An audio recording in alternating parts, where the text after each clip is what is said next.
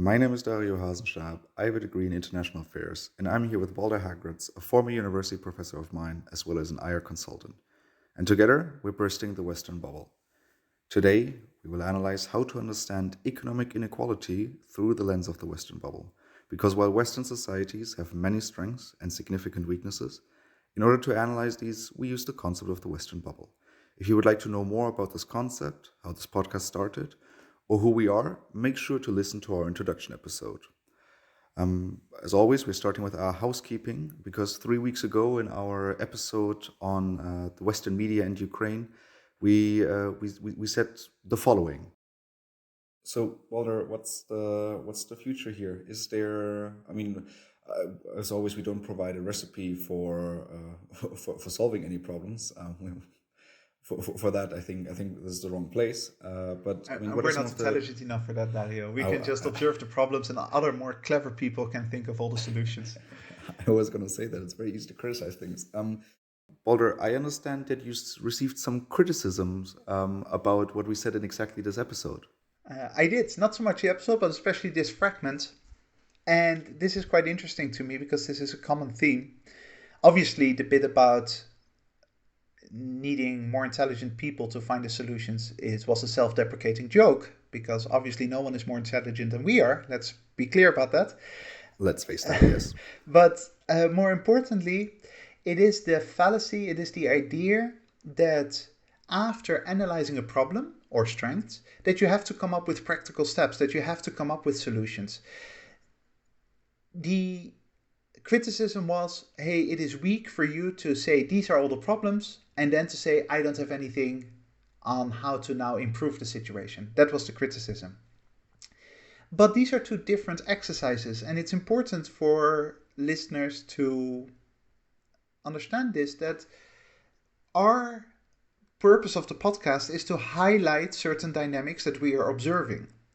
Those dynamics may then, if we highlight them and clarify them, hopefully will contribute somehow to listeners finding solutions for themselves.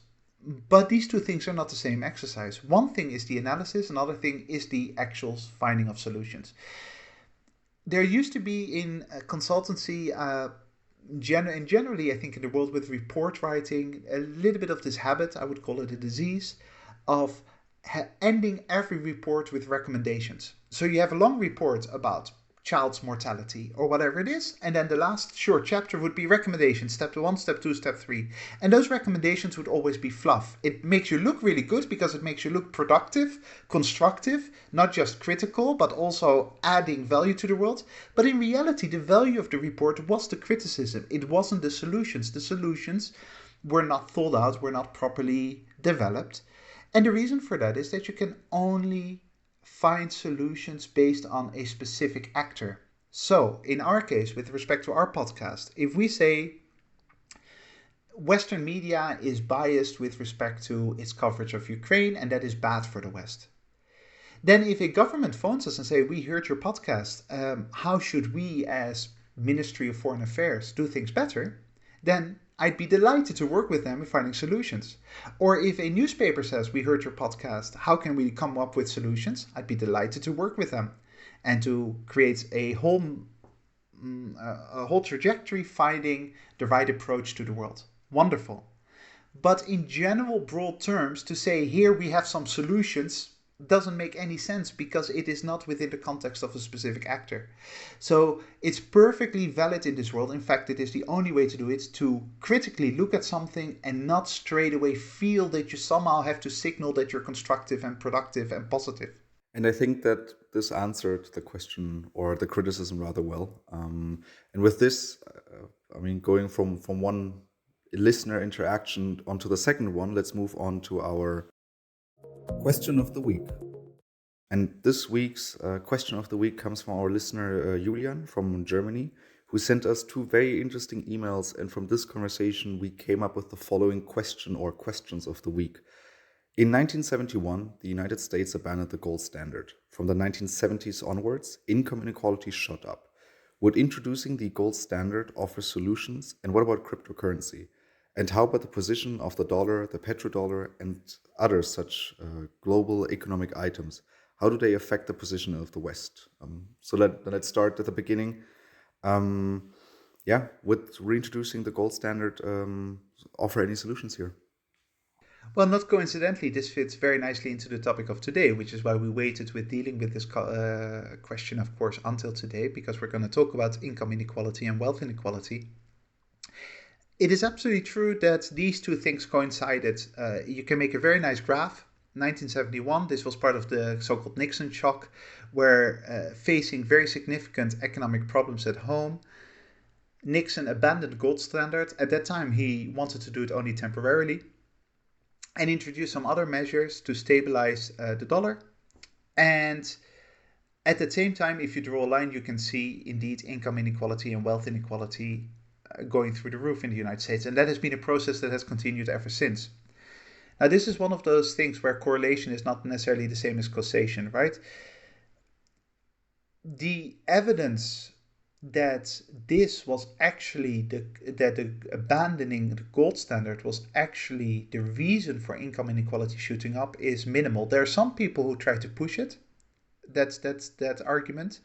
But those are typically people who are advocating, if you like, for the Austrian School of Economics, who have a deeply seated dislike for the government, mistrust the government, and they're saying by abandoning the gold standard, the government is getting too much freedom to mess up monetary policy, basically to create inflation if they like, by irresponsible behavior, deficit spending, so basically fund their expenditure by creating a deficit that then has to be repaid in the future.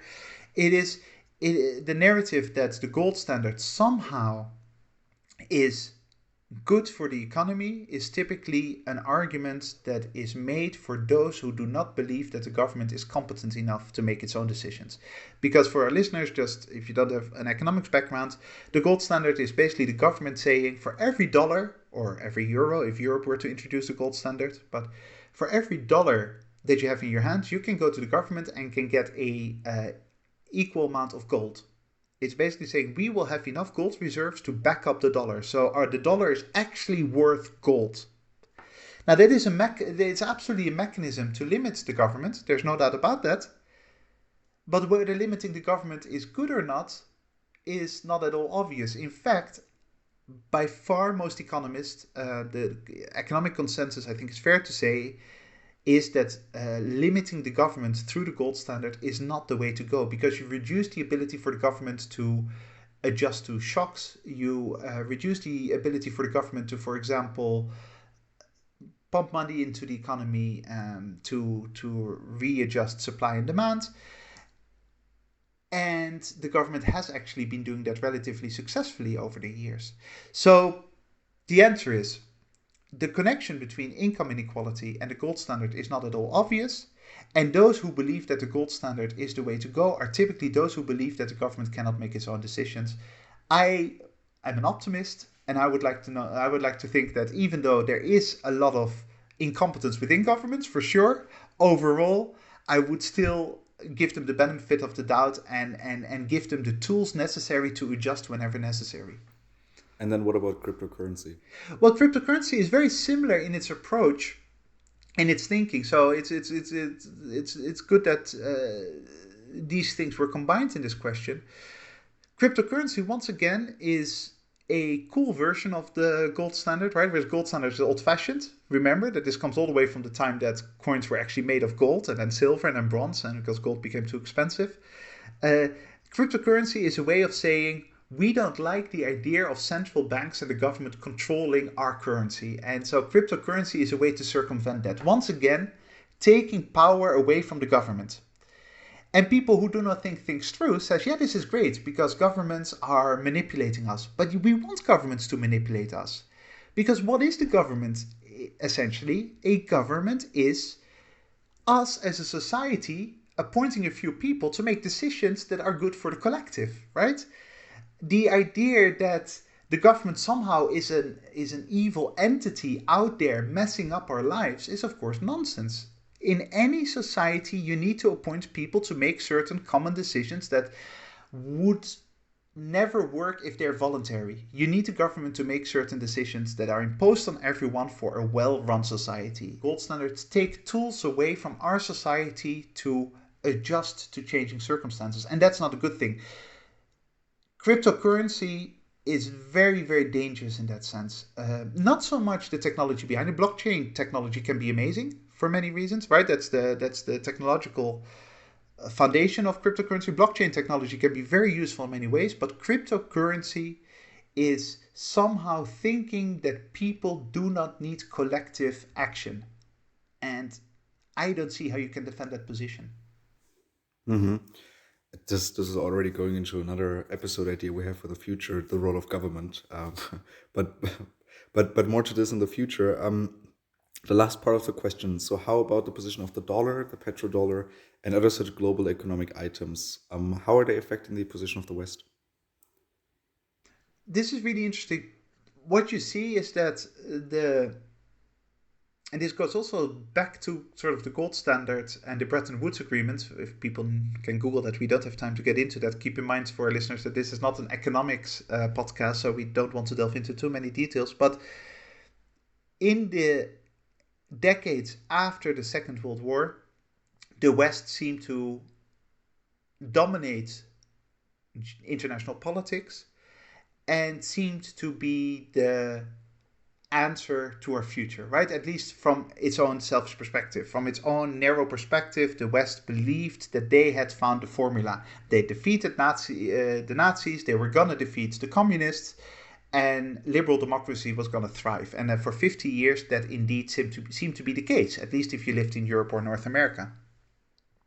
And during that time period, the West had a number of things going for them, a number of very big advantages. And a huge advantage was the dominance of Western currencies in the world. First, it was the British pound because of the British Empire.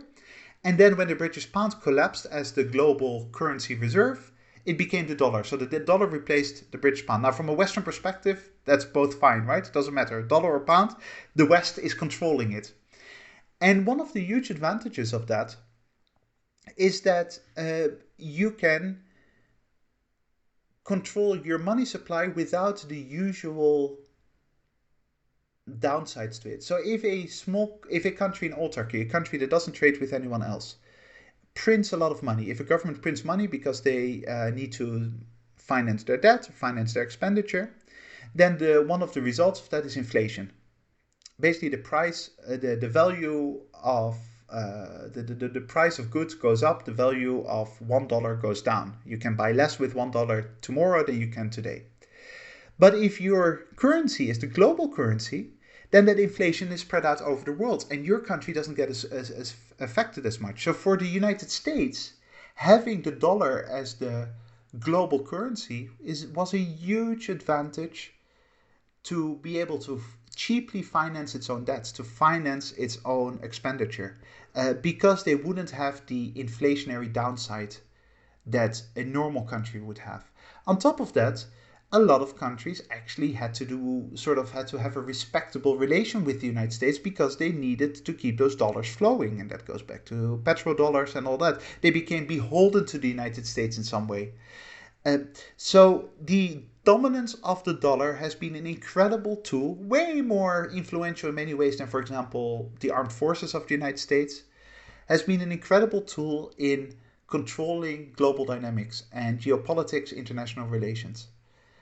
Now that is under threat, right? Even though the dollar is still the dominant currency in the world, no doubt about it. The euro has been challenging it, but again, the euro is Western. Um, China and Russia are attempting to sort of overthrow that financial regime. And whether they will succeed or not is unclear, but it is obvious that it is something that could be another contributing factor in the decline of the West if they lose that grip, if they lose that control over international finance.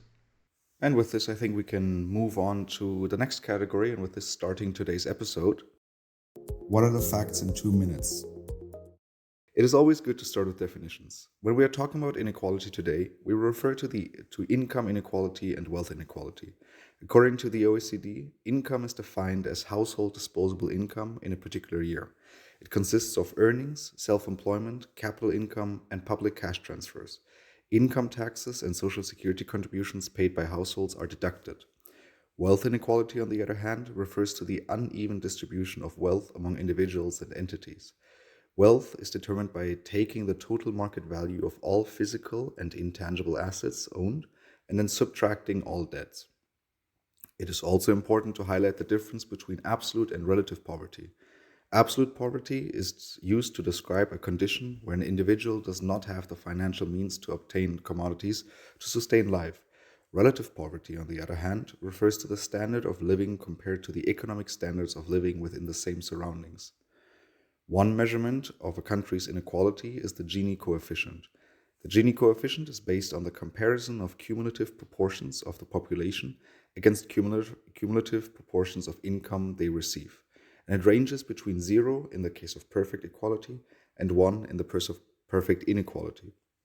The problem with the Gini coefficient is that it measures overall inequality in a society, but it does not differentiate between different parts of society.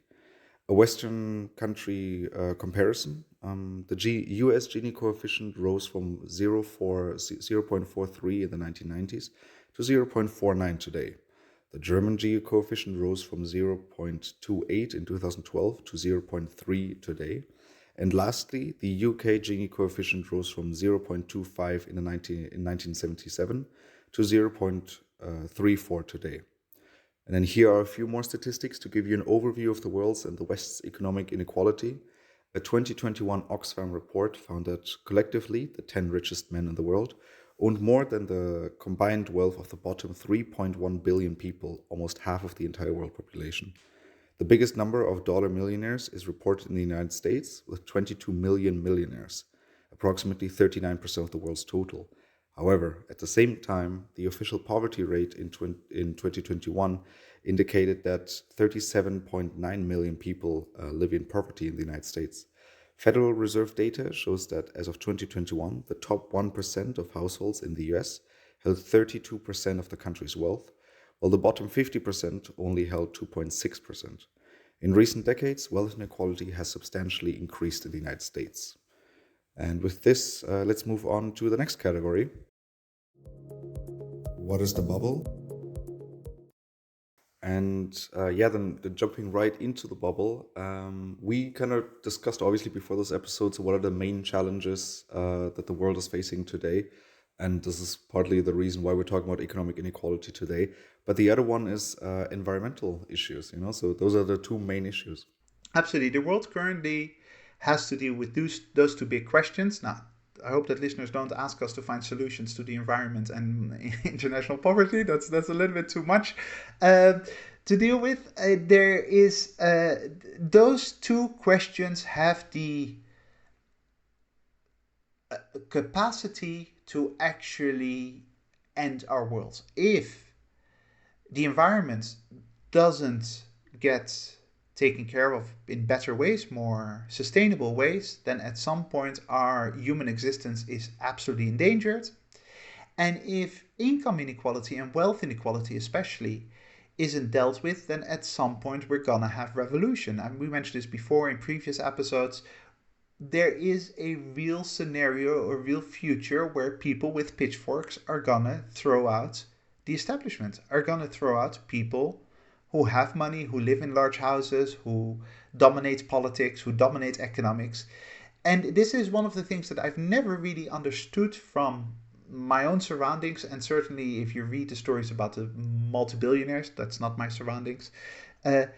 If you want to keep your billions, or at least most of your billions, if you want to keep your huge economic privilege, then you have to really work very hard on creating some kind of income equality process. You have to be the one on the bridge, stepping in front of the cameras and saying, from today onwards, we're going to reduce income inequality. We're going to lift up the poor and we're going to tax the wealthy.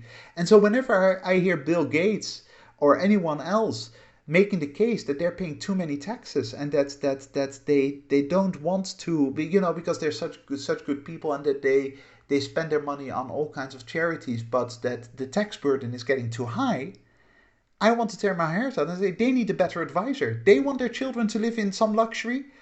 They don't want their children to be thrown out of their palaces with pitchforks, then please stop using this narrative and start working to create greater equality.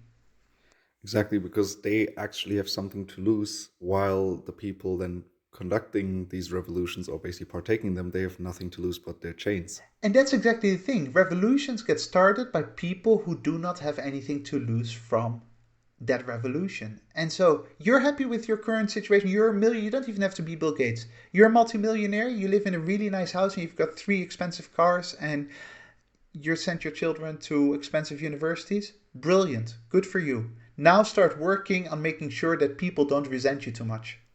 And one of my professors, yeah, I get during my undergrad, he always used, and this is obviously more anecdotal, but basically the amount of walls in a society as an indicator.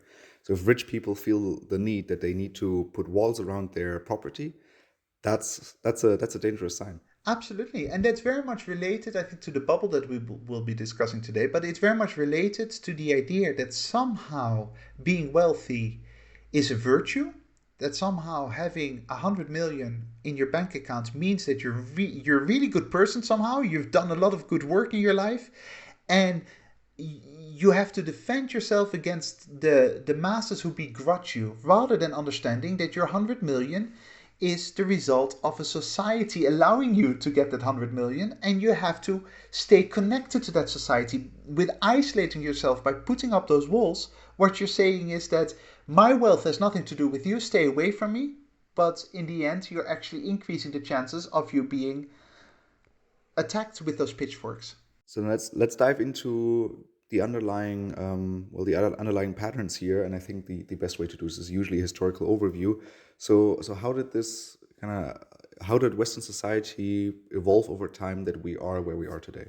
Well, what's very interesting is that the base, the foundation of Western society is in the other direction, right? So if we go back, an interesting observation is if you go back to statistics from the 14th and 15th century, and you draw a line about income inequality from there to now, to 2022, you will see a natural tendency for income inequality to go up, especially when there's economic growth, when there's periods of growth. But overall, regardless of what period, when you're talking about the 14th, 15th, 16th, 17th, 18th, or 21st century, you see income inequality increasing, especially with economic growth. And the reason for that is that wealth creates wealth. It becomes a virtuous circle, if you like. The more you own, if the moment you own a few shares, the likelihood that down the line you own more shares is going to be greater. The moment you own a bit of land, the likelihood of you owning more land in the future is greater. Capital starts creating those continuous benefits that those without capital don't have for you. So there is a natural tendency in our society in general to create income inequality.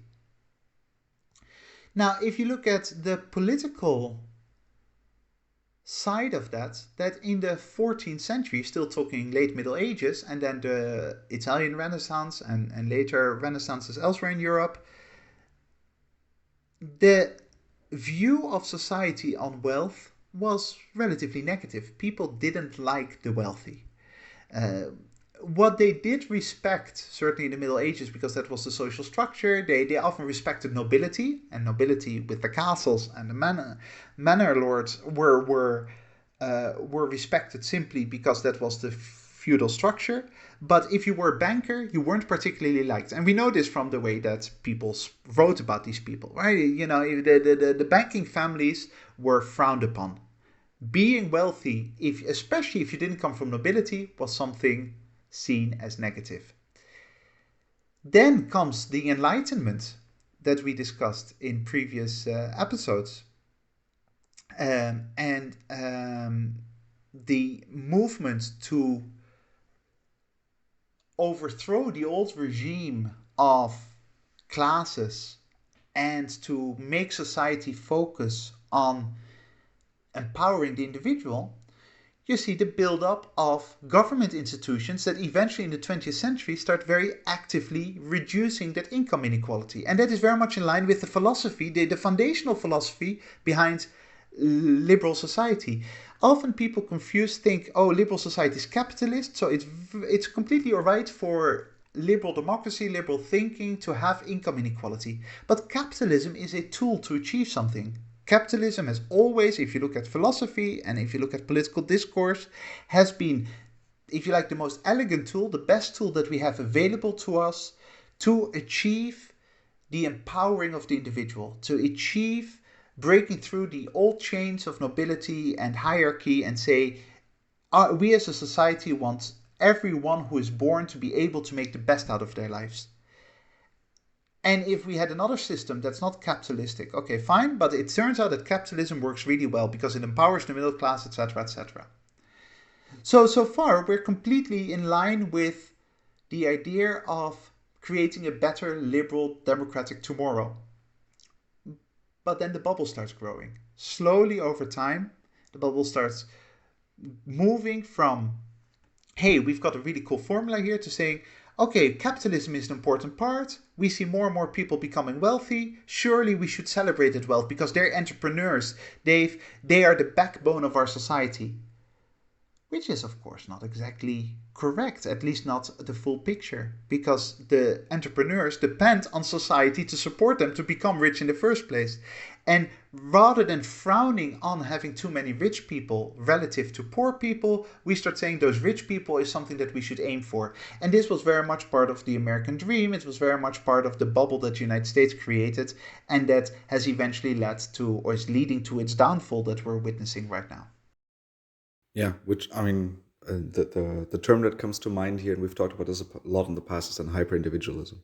Yeah, hyper individualism, where it's no longer about respecting the society that allows you to be who you are, that allows you to get good education, that allows you to sell your goods, that has a uh, legal system that protects you, and basically saying, if I'm economically successful, that is all because of me, and I deserve everything I have, and taxes are just a way for society to steal money from me, even though I'm the one who built up that capital. Where is in reality, that's of course a huge, huge misinterpretation of how you became wealthy in the first place. Now, a good example of that, if I look at that historical path from the 13th century, maybe I could quiz you as an old student of mine. Besides 20th century government institutions imposing redistributive policies, so basically taxing the rich and redistributing that to the poor or to the elderly, that is a very important way of reducing income inequality. But besides that 20th century mechanism, there were three moments in that history from the 13th, 14th century to now that led to huge reductions in income inequality. So, if you like, improvements in equality in society. Any idea what they were? Um, okay, so I have to admit I do not remember this, but based off my intuition, I would say wars. I'm pretty sure the 30-year War played a huge role, maybe the Second World War as well, and then let's throw in a pandemic in there. Well, I mean, you get 9 out of 10. The 30 Years' War actually is a bit harder to distinguish from other bits. So the 30 Years' War doesn't show as clearly as maybe it should, because we know that it was incredibly destructive. But beyond that, you're absolutely right. The plague, Black Death, when Black Death struck and killed countless people in Europe, what you see is that the rich became less rich, and the poor weren't as much affected because they were already poor. So you have a huge reduction in income inequality, showing, by the way, that the rich need manpower. They need the poor to be healthy and to be working. If the poor get killed by the Black Death, the rich can no longer stay rich. So you see a huge, if you like, improvement, despite, of course, the people dying. It's hard to talk about improvement in that sense, but a huge improvement in the balance in society. And the same is the case for the First and Second World Wars. The First and Second World Wars show clear breaks of the tendency for society to become richer. For the rich to become richer in society, and for income inequality to shoot up. Besides those three breaks, the only thing that has limited income inequality is redistribution of wealth by governments. I have a question here. So is it, but is there, like, what are the problems then with wealth itself? Because I mean, I feel like overall, at least the way I've been taught, is that wealth is something good. Maybe if it's in many hands, but then what's the problem with wealth? So the issue with wealth is that it is not very productive for society to have incredibly rich people. And then people are going to trickle down economics and all that kind of thing. The wealth spend money on their big mansions and they need builders. Well, yeah, they do, but not as much as the middle class and not as much as the poor. So if you are a social planner and you have €1 million to give to anyone in society, if you give that to a multi-billionaire, they're just going to save that money. They're already spending the money they want to spend. They've got more than enough capital. That €1 million is not going to be reinvested in society. Maybe they buy shares with it and then indirectly, you could see that as an investment, but that's not very clear. If you give, I don't know, 100 times €10,000 to 100 different families, middle class families, they're going to spend that on buying a new car, or they're going to spend that on buying better food or better housing or things that actually stimulate the economy. So they are more actively involved in making the economy grow its own pie. That's the first issue. So if you want a economy to grow and a society to do better with employment and those kinds of things, you want that money to go to people who actually spend it, who need the disposable income more than the ultra rich. That's the economic issue. Then there is the politics behind it. The moment you create a society, and this goes all the way back to the Roman Empire, for example, where you had people like Crassus and very rich people who then got into politics, the moment you create an upper class of billionaires, they're going to have an exorbitant amount of influence over politics, which goes against the very foundation of liberal democracy. Because liberal democracy is about not having this elite, not having a small group of people just because of the way they're born or just because they happen to be particularly effective at business to rule the country. You want the whole society to be involved in that country. So there's a real price to be paid there as well. So just to be provocative, then here. So are we then advocating for communism, or because I mean I remember conversations and yeah in the past where always this theme came up that there needs to be a certain level of inequality in a society. Right. I don't know if theoretically that is necessarily true, but in practice it's probably true. By the way, inequality also existed in the communist system. So quickly, the answer is no. We're not advocating communism. Please don't do communism, people. It's bad for you. Um, the only thing is that under a communist system, it wasn't the kind of inequality that could be measured by bank accounts, but very much, the elites of the communist system very much live luxurious lifestyles with big mansions and lots of wonderful holidays, except that technically their bank accounts didn't show it. But, so inequality has different aspects like that, right? Uh, this is not communism. As far as I can tell, liberal democracy with capitalism as a tool to achieve liberal democracy is the best system we have thought of. Now, that doesn't mean that it's unbridled capitalism, that we don't need to limit it somehow. And we have in the 20th century. The growth of the West as we know it today is because governments were interfering into markets and said, we're going to tax the rich more in order to redistribute some of that wealth to the poor because that's good for all of us, including the rich. That is absolutely a necessary aspect to it, but capitalism is sort of it's the only economic system that we have discovered so far that actually can achieve the very long-term sustainable society that we would like to create. And even the communist Chinese have understood this in many ways, and they embraced capitalism while trying to maintain a political communist structure, right? So it is not a matter of us advocating the sort of taking all the wealth from the wealthy. It is us recognizing that having a wealthy upper class is a price we pay because we don't really know how else to do it. Because you don't want a society where a government can go and say, okay, you've got €1 billion, I'll take that, please, thank you very much. We need to have a fairer system that would sort of be universally applicable in ways that we do not have right now. So it is not about taking away wealth from the rich.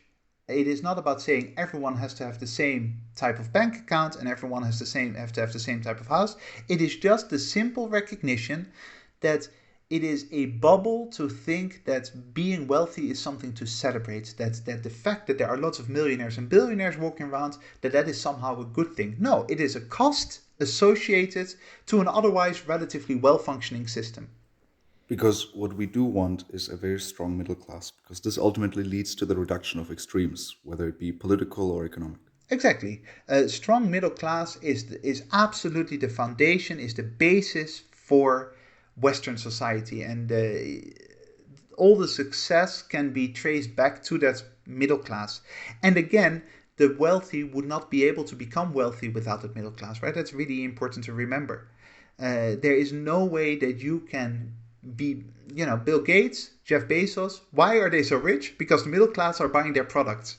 And so for the middle class to be hollowed out by a reduction in taxation of the super wealthy, be hollowed out by a reduction in the ability for the middle class to defend itself politically in the long term, is going to make it impossible for Jeff Bezos and Bill Gates to do their thing. In the past, whether it's 1,000 years ago or 500 years ago, now we're actually really celebrating the fact that these people have become so rich. Never before in humanity we liked rich people, and all of a sudden we seem to like them. Whereas really we should look at them and say, well, okay, we tolerate you because we don't want to be unfair and take your money away too much. But don't be too proud of your wealth, because how come that you are going on 4 holidays a year and that you've got 5 houses, whereas even a small fragment of that money that you're spending on that could have been spent on helping the poor get out of their misery. See, this is something that I've observed as a German, because in Germany, wealth, or particularly showing off wealth, is really frowned upon. And we don't really know our rich people. There's always the example of the richest person in Germany, the owner of Lidl, so like of the supermarket chain. We don't really know what he looks like, and he's a very private individual. He lives in his private house, and he basically asks for his privacy to be respected. And then you compare this to the United States, where rich people are celebrities. And I'm not talking about Kardashian levels rich, but Elon Musk, Jeff Bezos, Bill Gates, Warren Buffett, they're absolutely celebrated and celebrities for their extreme Like wealth. heroes of society. We should all admire them for their amazing existence, right? And not just that, but then they call their foundation the Bill Gates Foundation, for example. As in to even put more emphasis that we should all be eternally grateful.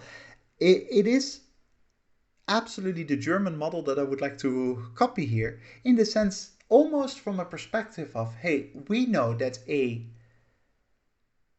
externality, if you like, a negative externality of our society, a negative outcome of our the way we've set up society, is that some people are going to be exorbitantly rich. We understand that and we kind of accept it, but let's not celebrate it.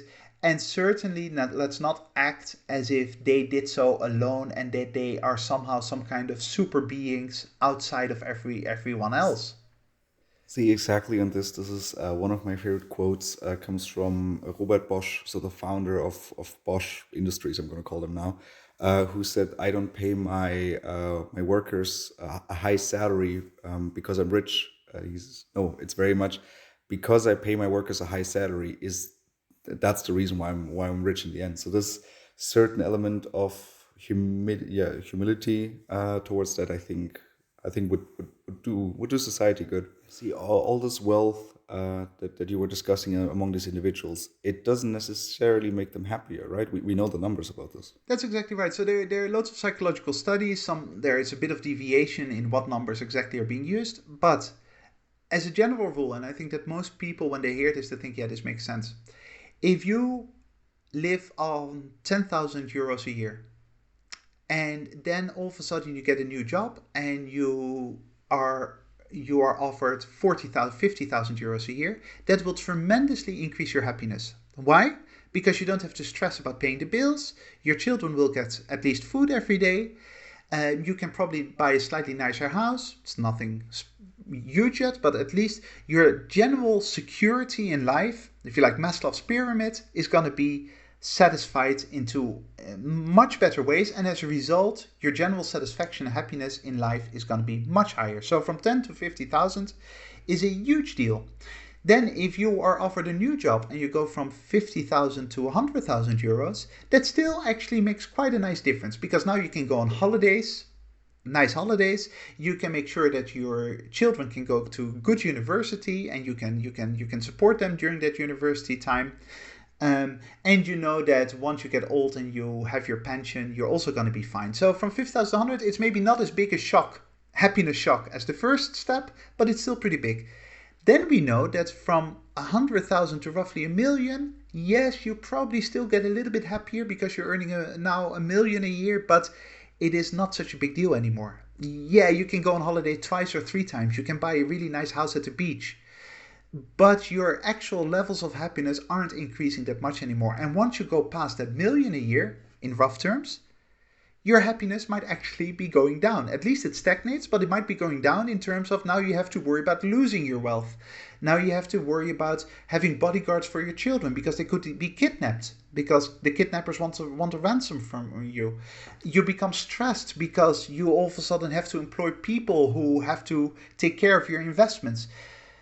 The point here is that if, and I hope that all our listeners agree with this, if the objective of society is to create as much happiness among as many people as we can, then putting a lot of wealth in the hands of very few doesn't even increase their happiness, let alone the rest of happiness of society. You want to make society a happier, more productive place, make sure that those who are living off 10,000 euros a year get that wealth, because they will actually become very productive and content participants of that society. And so, how do we summarize the Western bubble when it comes to economic inequality? That we have mistaken the need to have a capitalist system because it's the best system we have, that synergizes quite nicely with liberal democracy and the focus on empowering the individual. We have started to equate that with celebrating wealth and sort of frowning upon poverty.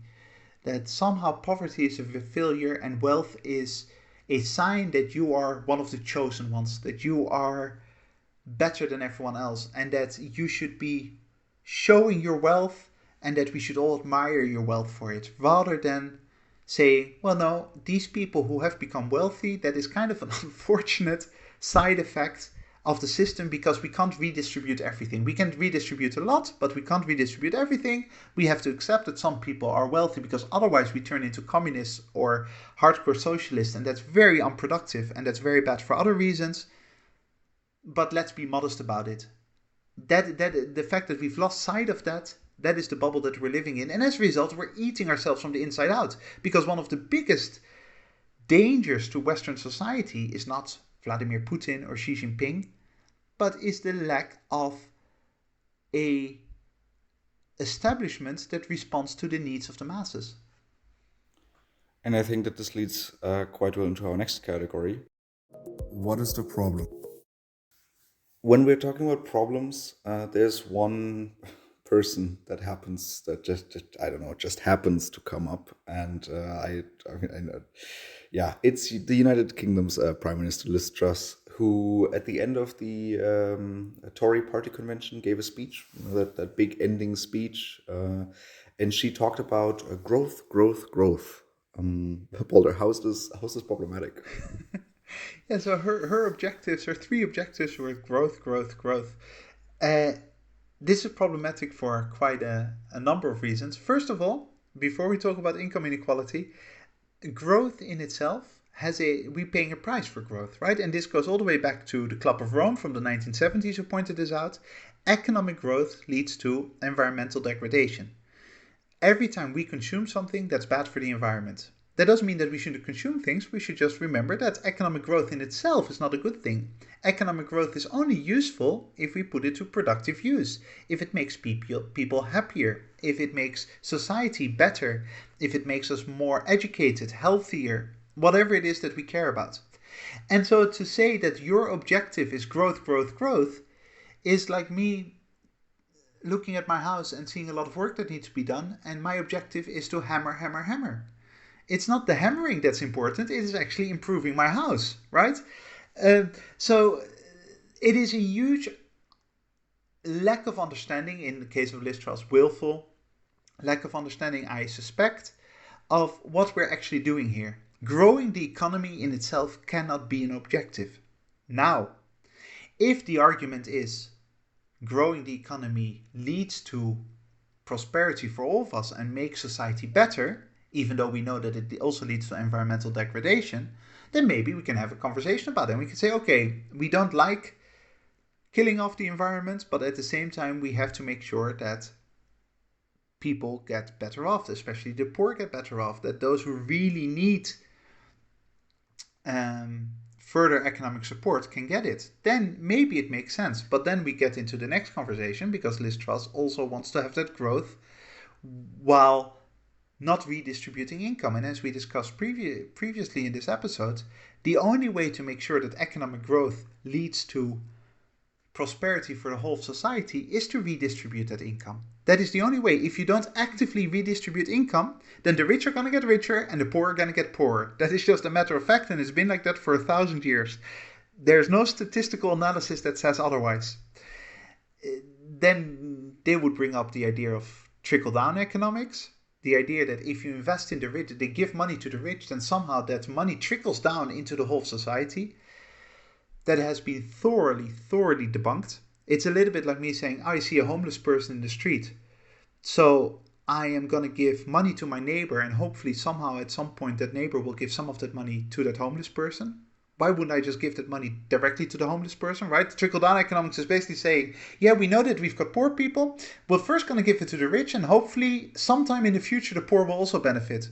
Well, why not cut out the middleman and just straight away get to the poor, right? And then lastly, the problem here is that, of course, because of this ideological fanaticism of the Truss government, they believe they're going to create growth through reducing the tax burden, reducing the role of the government within society. And we know that only in very specific circumstances that actually leads to economic growth. So, in this case, with a developed economy like the UK's, where the problems are not actually the tax burden, that is not what hampers economic growth at the moment. It is just wrong to claim that her methodology is going to lead to the objectives she herself claims. So problems, wrong objective, because growth should never be an objective in itself. Wrong use of that growth, and it is even questionable that it even leads to any growth at all. And it hurts the environment. And as all growth, it hurts the environment. Yeah. Yeah. And so this is then, again, kind of going back to what we discussed at the beginning of the episode, saying that these are the two main challenges in society. I would say, if I make a claim that the third biggest challenge in society is society being fractured, I think there might be some who disagree, but I think it's a fair analysis. And this is something that we see as well with this. We discussed this, that if you have a certain part of the population that remains poor for too long, that they become disenfranchised from society, from the government.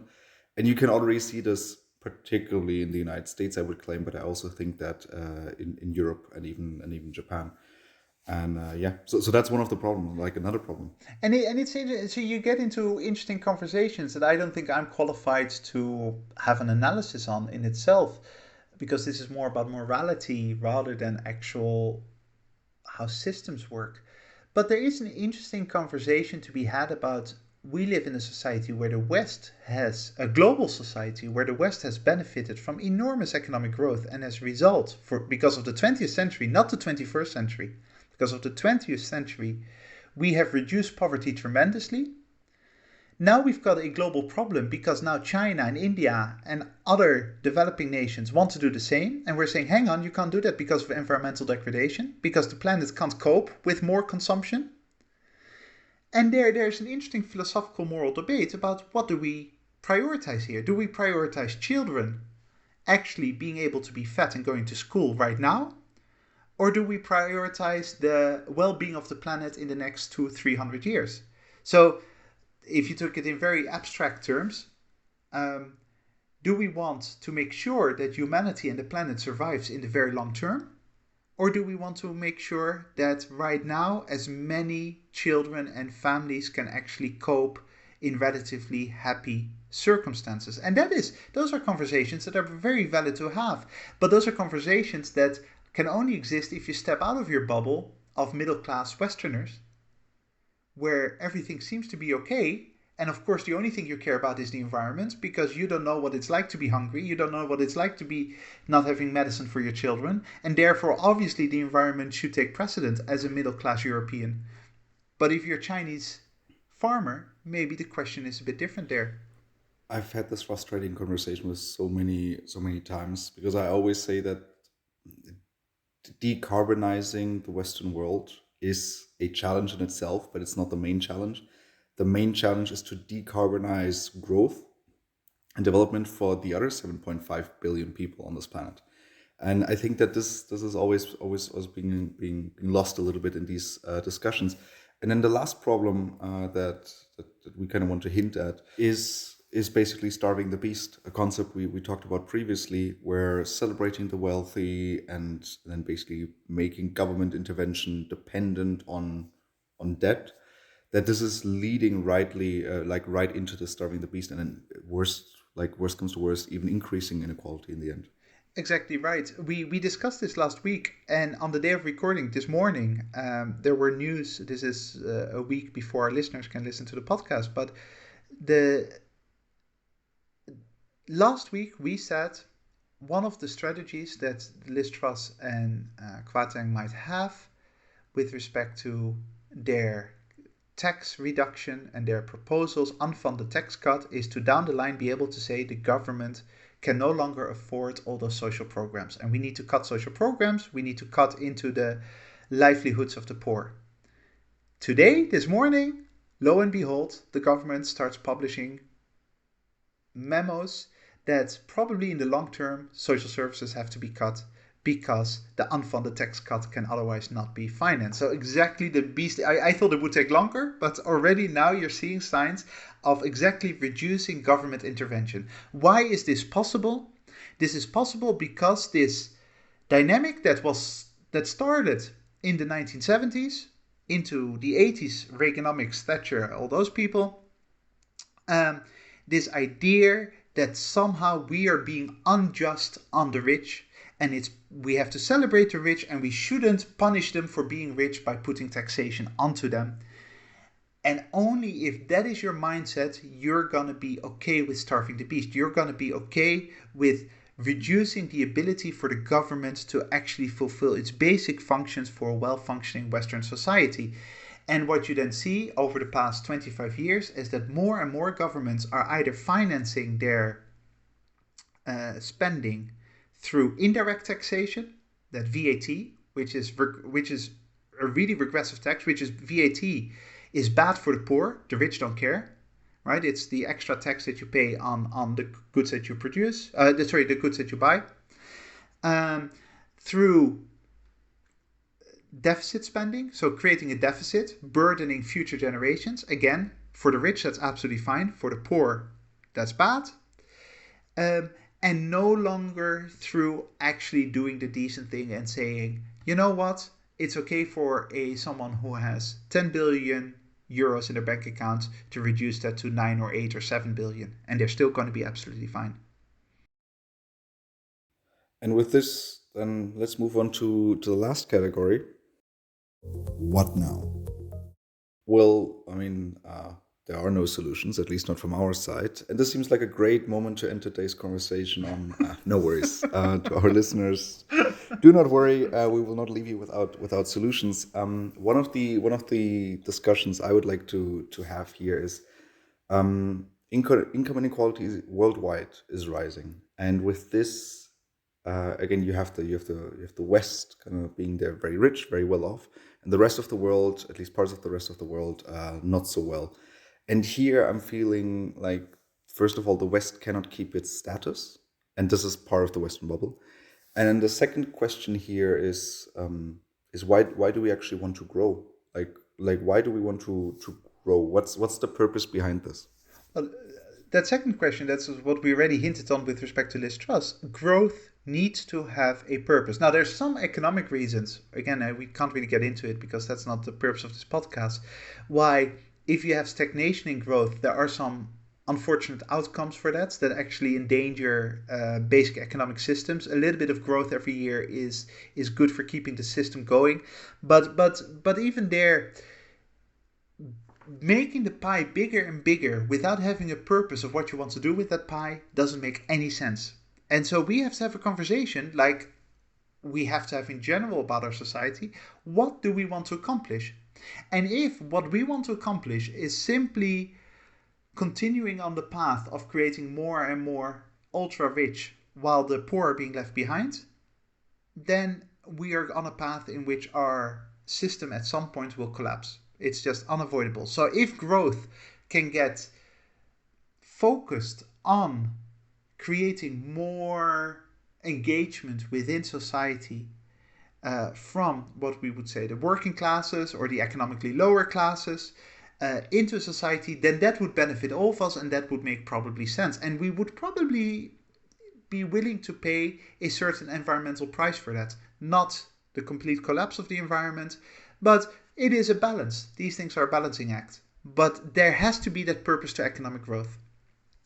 With respect to the first question about the position of the West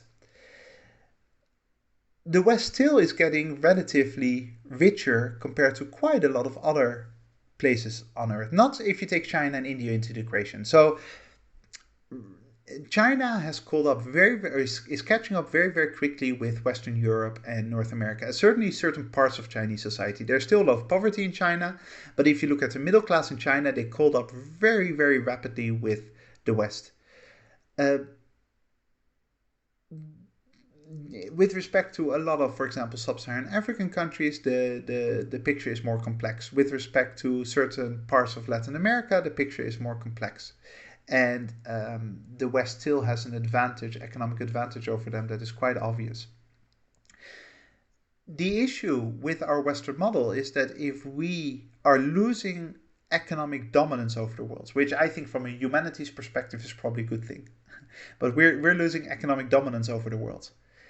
And we don't have a success story to tell to the world because our society is slowly being torn apart by income inequality, wealth inequality, and other such things, then the rest of the world is definitely not going to embrace our wonderful model towards the future. And that will put a lot of pressure from the outside on our model to change. And in many ways, that's what you're already seeing, right? That the world is not looking at Western Europe or the United States necessarily as their shining beacon to follow. Without our economic dominance, it's going to be very hard to maintain our status in global affairs. That's completely obvious. Well, and then this seems like a great moment to end today's conversation on economic inequality. If you have any questions, comments, or regards, make sure to send us an email to thewesternbubble@gmail.com. We will try to incorporate them in our following episodes. Thank you very much to our listeners for joining us today. Make sure to join us again next week when we burst the Western bubble. That is it from my side. Boulder, which closing quote did you pick for us today? I thought I'd take a quote that highlights another issue related to income inequality. Throughout human civilizations, this is not a quote, this is me talking. Throughout human civilizations, we've had religions to kind of counterbalance a sense of unease among the masses when it came to the ultra wealthy, when it came to the economic elites of Roman civilization or Chinese civilization or Egyptian civilization. And that tool that we had at our disposal was religion. By saying basically, hey, your life now as a slave or as a peasant in the Middle Ages might be rotten, and you're struggling throughout the day, and you see these other really wealthy people that are living in luxury, but that's okay because later on, when you die, God will reward you. Or whatever deity you believe in, they will counterbalance that in some ways. And, there are lots of quotes from different religious scriptures, right, that seem to hint at this, that it's probably not a good thing to be rich because later on in heaven or in hell, you'll get your reward or retribution.